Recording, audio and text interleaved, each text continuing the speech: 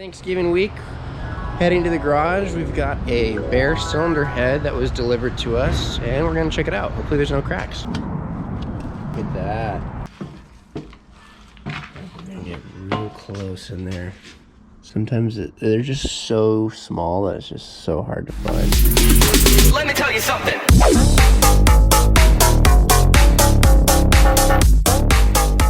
Well, got the E30 on the lift. We got the E36 pushed back inside. I think we're ready to get started. We got our help. Hey guys, just want to catch you up to speed real quick. I'm editing the video, and as you look through these pictures, what happened, what went wrong with the E30, what I had to do to get back into the position where I was able to tackle the job again.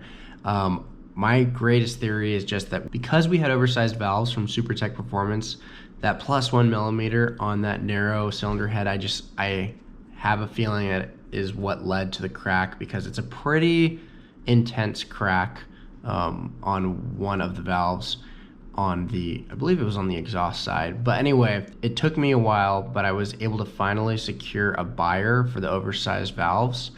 And being on the budget I am at the moment, I was not able to just ball out and buy another full set of SuperTech titanium Inconel and nitride coated valves. So I had to sell the oversized valves. Once I did, I was able to immediately buy a new set of regular size valves. That also saved me $1,500 on the machine shop bill. So it ended up only costing me about 250 bucks.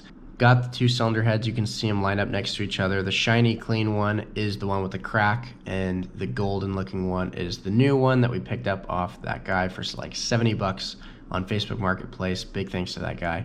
I went ahead and brought that to the machine shop. You can see them pictured here.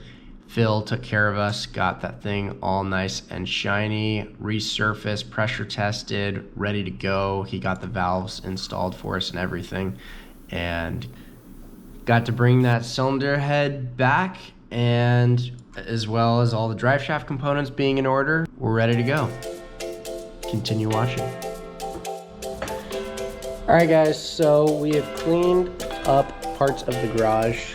I'm getting ready now to get the E30 out of its corner, clean up this area, sneak this guy through, put it on the lift, and then we'll be able to park the E36 back in the corner while we work on the E30. We've got the cylinder head, the clutch from Clutch Masters, the pressure plate just came in the mail, and I think I've got literally everything. Anything that I'm gonna be missing, I could literally order and it'll be here by 7 in the morning tomorrow. Things like little gaskets that we might be missing. But yeah, trying to shuffle this garage. The C30's literally been parked here for months. I've just kind of really, not only have I had to just wait a really long time to find a buyer for those oversized valves, to then buy some regular size valves, I've just had a severe lack of motivation to get this thing done. As you have seen, the cylinder head on this thing is cracked multiple times, and I'm just really not feeling the motivation to do all this work again for it to crack again. So I'm gonna do everything in my power to ensure again that this doesn't happen again. No promises. M3 motors are notorious for having stupid issues like that. But I'm so stoked to finally be able to put the T56 Magnum onto the back of this E30. Such a sick, badass transmission for a small beater E30, which is no longer a beater car. It's now a badass build. But yeah, here's the head ready to go on.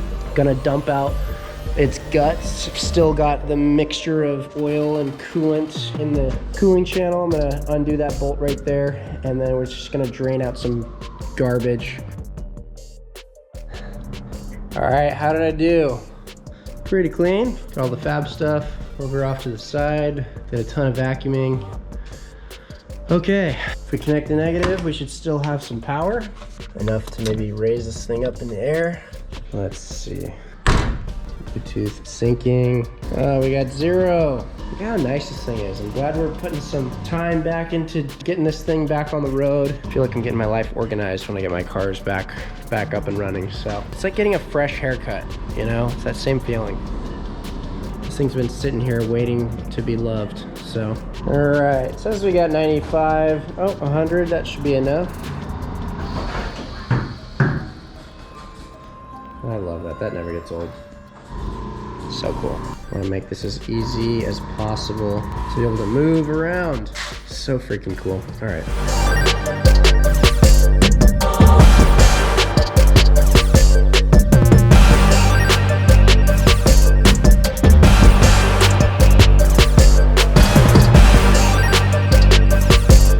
Works usually better with somebody pushing while you pull, but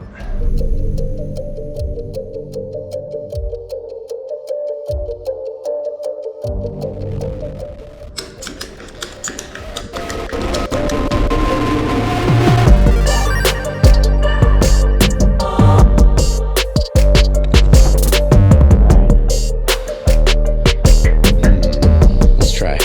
Got a pretty long ratchet strap over here.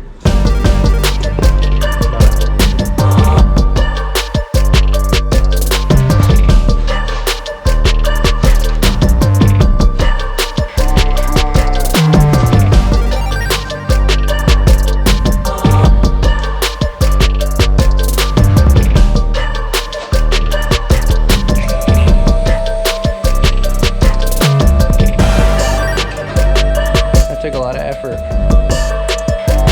It's been a minute since it's been over here. Happy to see it. All right, now we're just gonna pull the E36 into the garage. Straight shot right through there. Look what we have here. Is that the Miss Mary? What's up, matey boy? What up? Look at those bright red lights. Hell yeah. It's like you're growing meth in here. It's like your little chemistry lab. Well, got the E30 on the lift. We got the E36 pushed back inside. We lost a kidney grill at the track. I think we're ready to get started. We got our help. H-E-L-P. Oh yeah. Good to see you. Look at that. Completely rearranged garage. Holy clean mole. Yeah, cleaned it up. Been just slaving away in here trying to get this workspace good enough. Yeah, looks good. Looks damn good. Thanks. Ready to do this. Ready to do this. All right, now before we get started, I want to clear out the cooling system. And so I'm running water through where the water pump goes.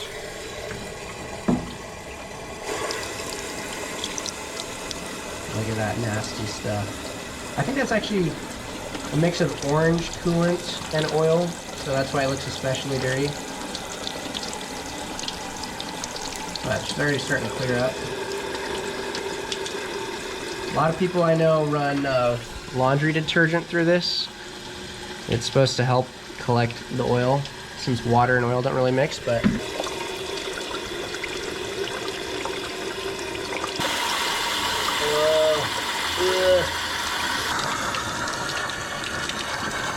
oh, nasty.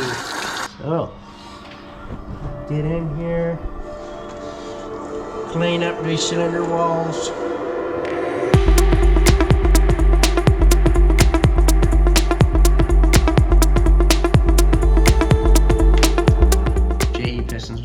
To hook us up with this beautiful MLS cut ring head gasket.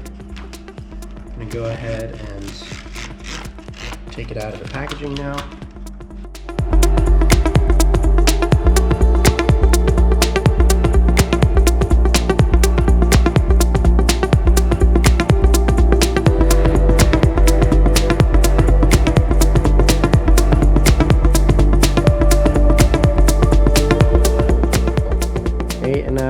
Did not film because this is boring, but we got the exhaust manifold on first because it is very difficult to get this thing installed on the head, let alone while the head is on the car. So another thing we did was we raveled up the timing chain and zip tied it around so that it's bulgy enough that it doesn't fall down in there. If it does, you have to take off the whole timing cover to retrieve it, unless you've got like a magnet that works.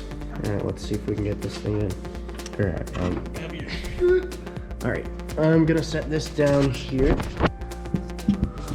Okay. It is heavy, isn't it? Yeah. All right, so yep, go like that.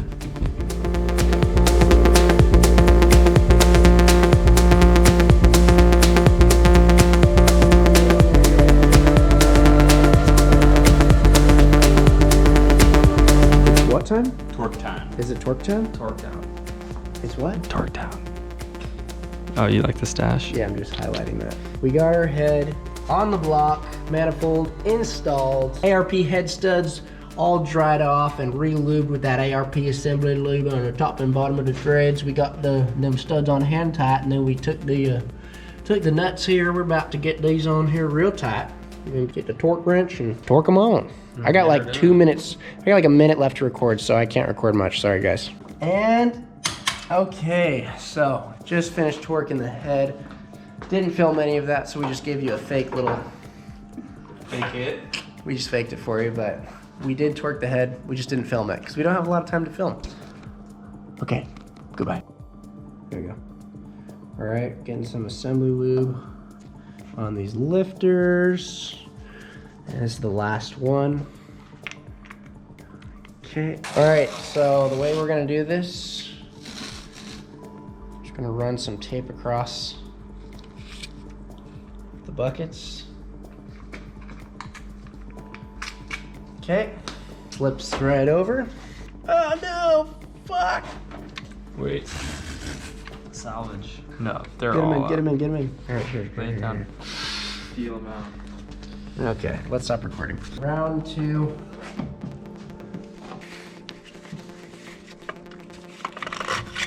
Yes, yes, yes. Oh.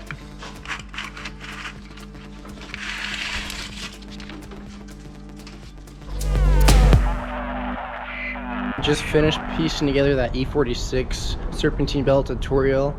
Heading to the garage now for the second day of piecing this E30 back together. Let's see how far we go.